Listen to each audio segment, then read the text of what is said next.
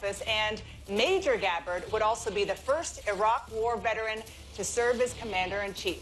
She'll take questions from Democrats and independents who say they plan to vote in the Democratic primaries. Without further ado, please welcome Congresswoman Tulsi Gabbard. Thank you, everybody. Aloha. How are you, Dana? Hi. Nice to Welcome. see you. Nice Thank to see you very much. Let's have a seat. Aloha. So let's start with what's around your neck, because Yes. my understanding is that you generally wear your lei when you're in Hawaii. We're not in Hawaii. We are not, but I was fortunate enough to meet up with some folks from Hawaii yesterday. They were very kind enough to bring me a fresh lei from Hawaii, so I put it in the fridge and prayed that it would survive the night, and it did. It looks great. Okay, Here we are. We're going to get to the audience, but I just have to give you a little secret. So we were, in the prep for this, we were talking about how to pronounce the Hawaiian state fish, Aha. which apparently is a thing. I'm not just sort of doing this out of nowhere. Are you ready to? I'm ready. Can you do it? I can do it. Can you? Absolutely not. I'm from New Jersey. Go for Okay. Let me ask, how many people here know the state fish from Hawaii? Yeah? You want to say it with me? 1, 2, 3. Humu, humu, nuku, nuku, apua. That's impressive. There's a more simple one, though. Let's start with, can we hear a big aloha for everybody? Aloha. There we go. That one's easier. Well, let's say aloha to everybody in the audience, and we want to talk to the voters. And let's start with Cynthia Machada, who is from Connecticut. She works in marketing and communications. Hi, Congressman. My question for you tonight is about anti-interventionist. So you've been known for being anti-interventionist, which is the U.S. not going into wars that are backing anti-regime or regime change. But yet you do fight in the military, and thank you for your service.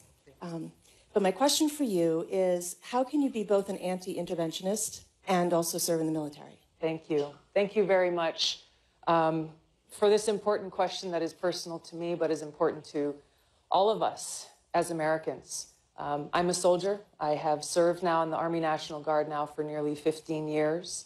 I'm a major, and I've deployed twice to the Middle East. In Congress, I've served on the Foreign Affairs Committee, and the Armed Services Committee, Homeland Security's committees now for over the last 6 years, so I have a very personal understanding, as well as an understanding from Washington about the cost of war and who pays the price. During my first deployment to Iraq, I served in a medical unit where my very first task every single day was to go through a list of names of every single American service member who had been injured in combat the day before. This was the first thing I did every day for the year that I was deployed. And every day, seeing in such a heart-wrenching way who pays the price. And my brothers and sisters who never made that trip home, who paid that ultimate price. And those who did, coming home with wounds, both visible and invisible, that they would continue to struggle with for years after. My position and my commitment in fighting to end these counterproductive regime change wars is based on these experiences and my understanding the cost of war and who pays the price. Yes, it is our service members. It is our troops. It is our military families. It is the people in these countries where these wars are waged whose suffering ends up far worse after we launch these regime change wars. But it is also every single one of us here. Every single American is paying for these wars through our taxpayer dollars, trillions of our taxpayer dollars being spent, dollars that should be used to invest in and to meet the needs and serve the needs of people here at home, to pay for things like healthcare and education, to rebuild our crumbling infrastructure. So as a soldier, I stand ready to serve and protect and defend this country. And as a soldier, I know the cost of war. And as president and commander-in-chief, I will end these regime change wars.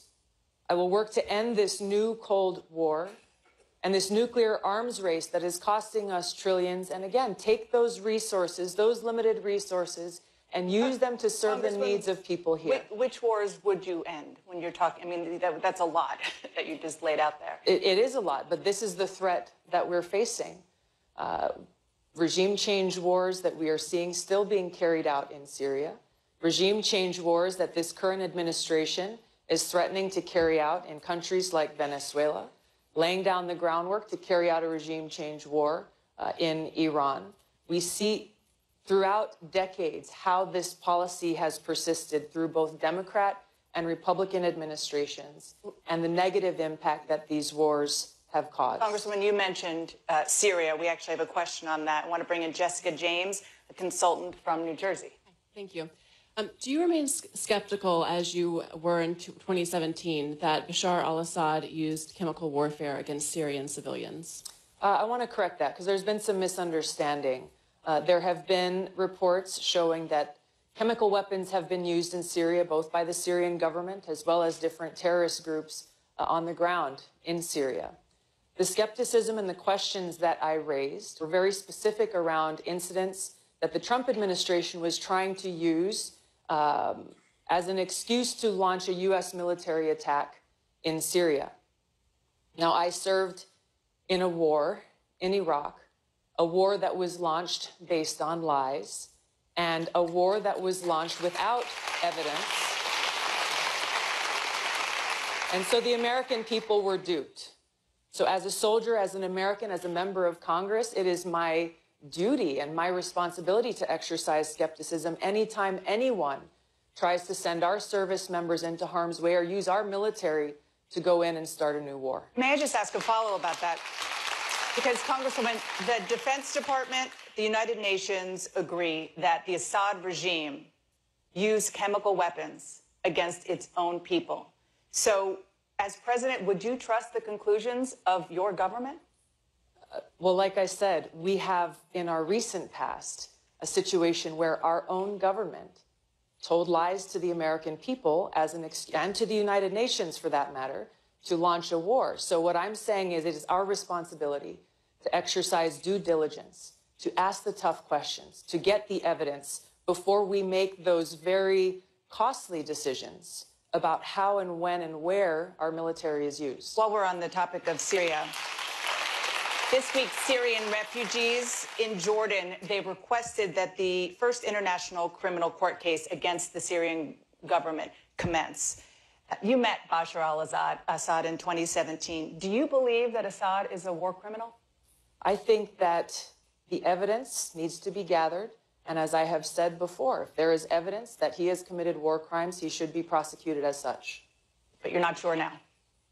Everything that I have said requires that we take action based on evidence. The evidence is there. There should be accountability. Okay, we're going to get to our next audience question. It comes from Beth Gendler, who is the executive director of the National Council of Jewish Women in Minnesota and also the daughter of a Holocaust survivor. Thank you, Beth. Thank you. Thank you, Congresswoman. As a co-founder of the Muslim and Jewish Women of Minnesota Policy Collaborative, I'm troubled by the increase in both Islamophobia and anti-Semitism that's infecting discourse on both sides of the political aisle. Regardless of where it comes from, it puts both of our communities in real danger. As president, what can you do in terms of policy and position to combat racism and bigotry no matter where it comes from? Thank you. Thank you, Beth, and thank you for your leadership in this area. And this is so important. We see incidents occurring far too often where there is not only hateful words and bigotry, but actual violence being used against people because of the color of our skin or the way that we choose to worship. As a practicing Hindu, I have been on the receiving end of Hindu phobia and bigoted attacks. The very first time that I ran for Congress in 2012, my Republican opponent that time said on television that I was not qualified to serve in Congress because my being a Hindu contradicted the United States Constitution. Unfortunately, even now, as I stand before you here today and running for president, those Hindu-phobic attacks continue. attacks against Christians, Muslims, Jews, atheists, people of all different religions cannot be allowed to stand. And what is most important is to lead from the front. Yes, as President of the United States, I will do that in calling out and condemning those bigoted attacks. But this is something that each and every one of us has the opportunity to do when we are confronted with such bigotry. It is only when we stand together and speak out against and condemn this kind of bigotry and the violent acts that sometimes occur as a result that we can actually change, make that real change we know we need to see. Congresswoman, if you want to sit. I just want to ask you a follow-up question on this very topic, because you voted this past week to condemn anti-Semitism and other forms of hate. And this vote, of course, came after your fellow Democratic Congresswoman Ilhan Omar suggested that support for Israel in Congress is, quote, all about the Benjamins, and criticized lawmakers just this past week for supporting Israel as potentially having, quote, allegiance to a foreign country. What do you think about these statements, and do you think this is anti-Semitic? Well, let's look at the bigger issue here. The bigger issue is, there's a couple actually, of making sure that as members of Congress and as people in this country, we can have open dialogue about our foreign policy. You know, as there are criticisms levied about dual loyalty, again, as I mentioned in the last question, I've been on the receiving end of those types of attacks, so I can understand how offensive they can be, where just because I am a Hindu, people assume that therefore I must be loyal to some other interest or some other place. But what about these specific statements? You're talking broadly. These specific statements, were they anti-Semitic? There are people who have expressed their offense at these statements. I think that what Congresswoman Omar was trying to get at was a deeper issue related to our foreign policy. And I think there's an important discussion that we have to be able to have openly, even though we may end up disagreeing at the end of it, that we've got to be able to have that openness to have the conversation. But you're not willing to go as far as saying it's anti-Semitic. Is what she was trying to bring up was something that was a deeper issue. Okay. And I don't believe that her intent was to cause any offense to anyone. Okay, let's get back to the audience. I want to bring in Ray Ellen Smith, who's an accountant and Democratic activist from New Mexico, who says she's planning to run for office in 2 years. Ray Ellen.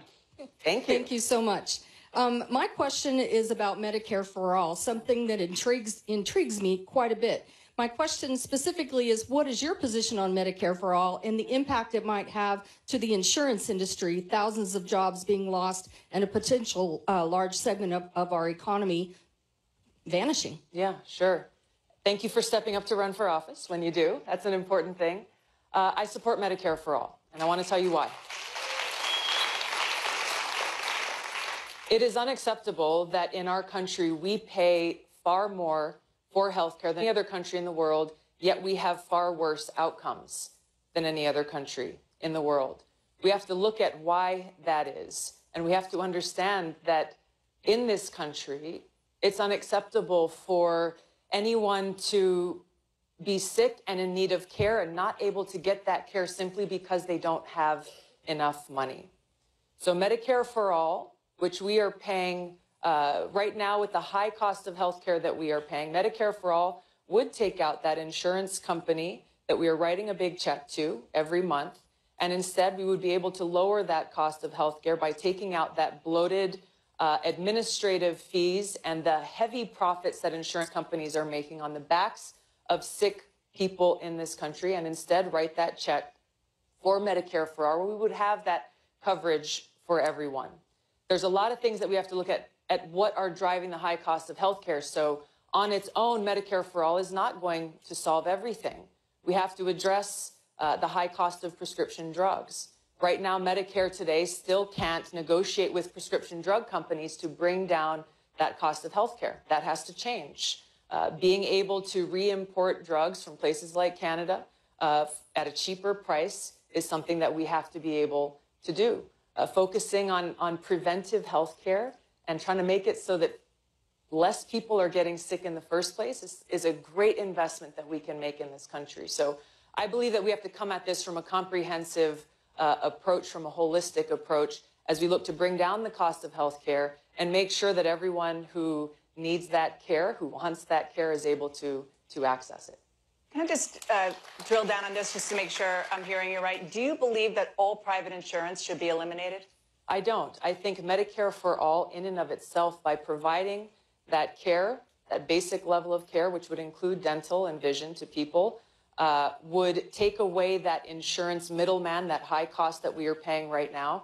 If people want to go and get private insurance for something else or something that they're not seeing as being fulfilled, then of course they should have the freedom to do that.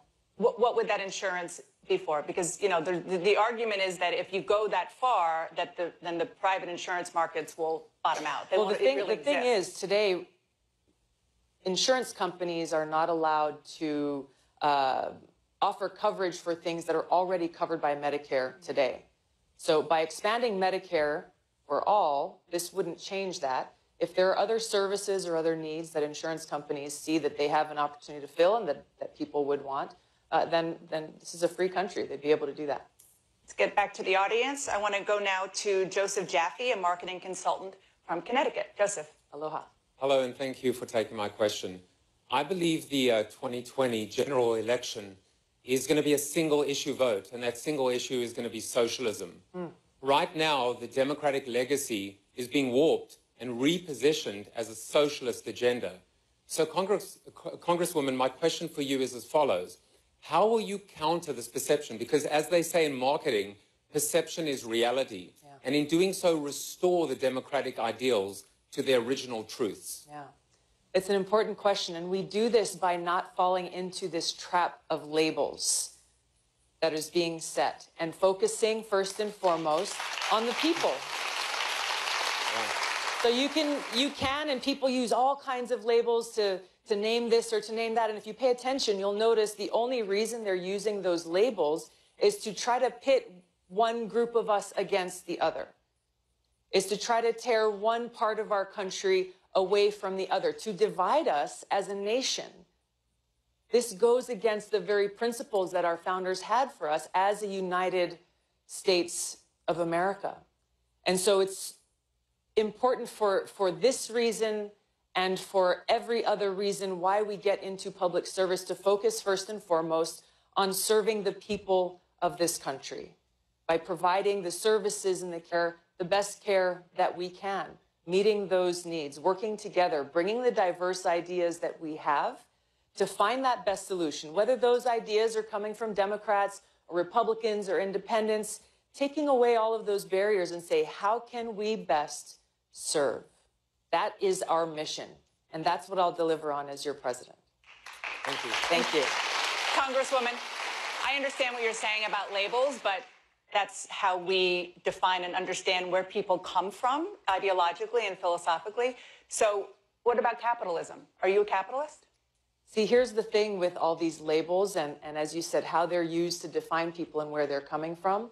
But as you see, so many of these labels are misused, misunderstood to the point so how would you define where people yourself? Don't have any idea what they even mean anymore. So you're not a capitalist? I'm an independent-minded person. I'm a Democrat, and my sole focus and purpose is to figure out how we can best serve the people of this country. Okay. Hold it right there. We have a lot more to discuss. We're going to be back from CNN's Democratic Presidential Town Hall with Congresswoman Tulsi Gabbard after this.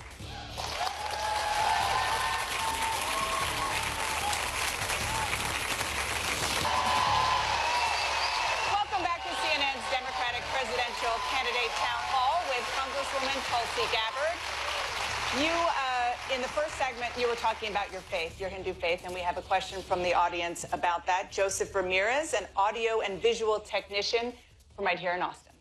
Hi, Tulsi. I wanted to ask, what has your Hindu faith brought into your life? And also, how do you respond to being attacked for being in support of Hindu nationalists? You know, I grew to understand from a young age, being raised in a multi-faith home. My mom's a practicing Hindu, my dad's Catholic. And so for us as kids, we grew up studying and reading from both the Bhagavad Gita as well as the New Testament. So we heard stories about Krishna and Arjuna at night when we were going to sleep, as well as stories about Jesus of Nazareth. But what we learned from a young age from these scriptures was that real happiness in life can only be found when you're dedicating your life in the service of God and in the service of others.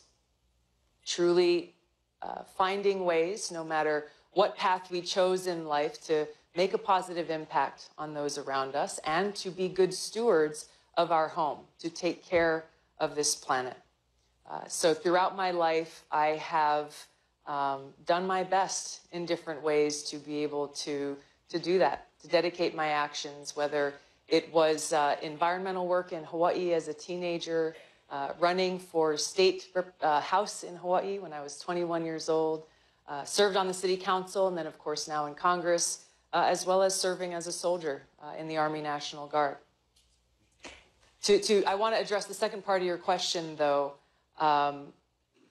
Accusations like the type you mentioned are just another form of Hindu-phobic attacks that unfortunately I and so many others, Hindus in this country, have been on the receiving end of, along with Muslims, along with people of other religions. And it is exactly these kinds of attacks that not only Hindus must stand up and speak out against, but every single one of us, no matter where the attack is coming from or who it is being targeted to. If we want to change this culture of hate and bigotry, every one of us must stand up and speak with one voice to condemn it, because an attack on one of us is an attack on all of us. Thank you, Tulsi. Thank you. Congresswoman, I'm going to ask you a little bit more about this, because you made a video celebrating the life of the founder of Hare Krishna, who you called your grandfather and spiritual master. You were raised as part of a movement that split off from Hare Krishna. For those who aren't familiar with this tradition, can you describe your faith as it relates to the Hare Krishna movement? I follow a branch of Hinduism that is the Gaudiya Vaishnava branch of Hinduism. And the teachings and the practice that I live in my everyday life and that are taught by not only my teachers, but their teachers and their teachers and their teachers before them, is essentially what I talked about, is this practice of what's called Bhakti Yoga and Karma Yoga. Bhakti Yoga is developing a loving relationship with God. It's a very deeply personal relationship. And Karma Yoga is seeing how can I dedicate my energy and skills and time into the service of others. And there are so many ways we can do that. I was talking with someone last night, a young person who was saying, well, I don't know that I want to get into politics, military, but I know that I want to be of service with my life. And this practice of karma yoga, people are familiar with the term karma. Term means action. So the actions that we take, this means using those actions in a way that is of service and has a positive impact on those around us, whether we work in business or education or healthcare or anything, any of these principles that are universal principles, not limited to Hinduism, can be applied in every one of our lives. Thank you. Let's get back to the audience. The next question comes from Seth Tiven, a musician and software engineer right here in Austin. Thank you. Can you convince me that your prior positions on gay rights have truly changed? I'm especially concerned about your previous support of conversion therapy, which I find really, really repulsive. And I'd like to understand what caused you to reevaluate your positions and change them. Thank you for your question.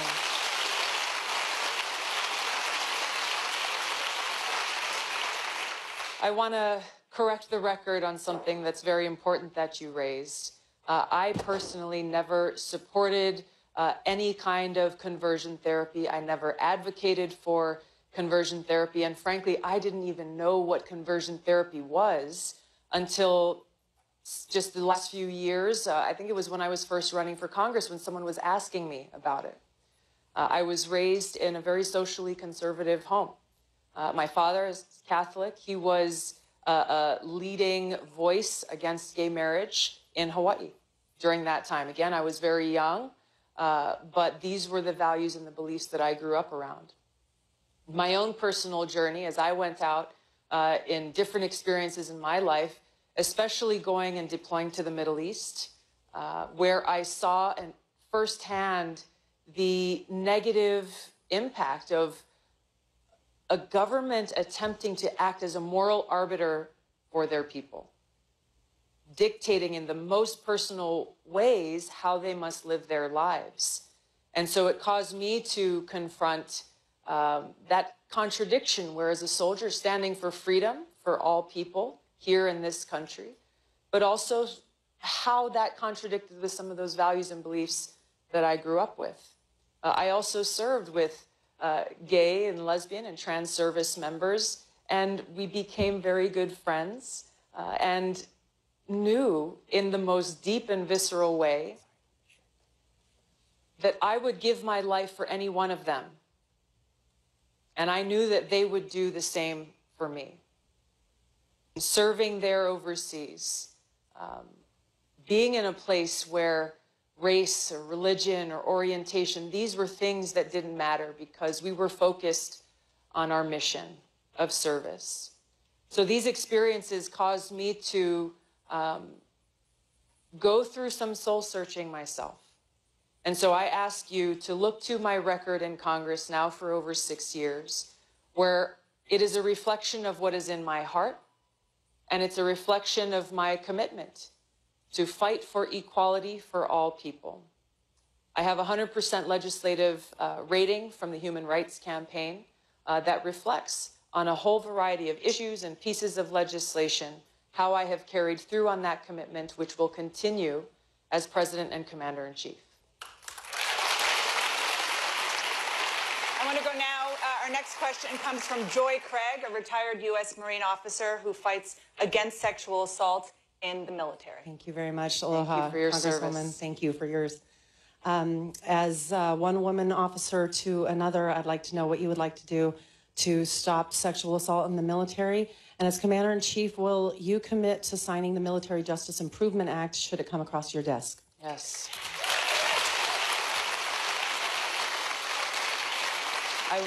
Thank you.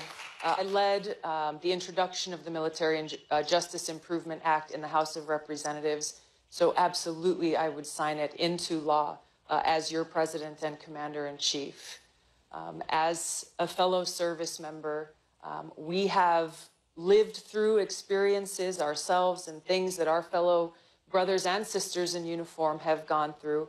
I have sat through hearings and engaged with leaders from the Department of Defense in my role as a member of the Armed Services Committee, where unfortunately there is a lack of recognition of the serious change that needs to take place for there to be a true path for justice for victims of sexual assault in the military.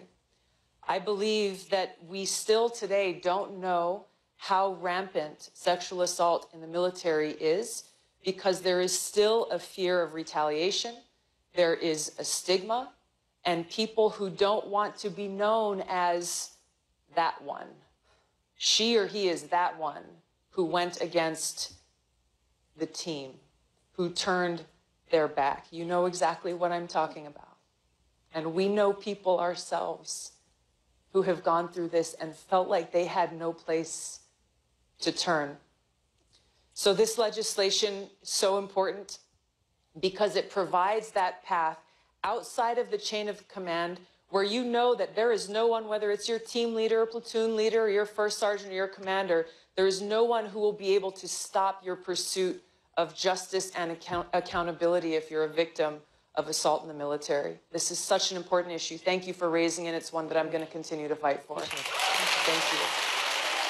I'm going to ask you another question about this, because I'm sure you saw Republican Senator Martha McSally this week reveal during a hearing that she was raped while she was serving in the military. You talked about your experience in hearings, but you've actually served in combat zones. From your experience, how prevalent is this? You know, the data and the studies can't be accurate. And this is the problem, because for women, and it's even more so amongst men who have come forward, who feel like it's impossible. They can't tell their story. And did you have people who you served with who felt that way, who Absolutely. confided in you? Absolutely. People who we, as their friends, strongly urge them, you have to report this, you have to take action, if not for yourself, then for someone else, because this person will continue to perpetrate this violence and this assault on other people. But I'll tell you, one of my closest friends still refused to do it. Still to this day. Still to this day. She has never reported what happened to her. And it's unless you've gone through it yourself, it's hard to understand fully all of the fears and the concerns that some of my friends have shared with me that have stopped them from coming forward.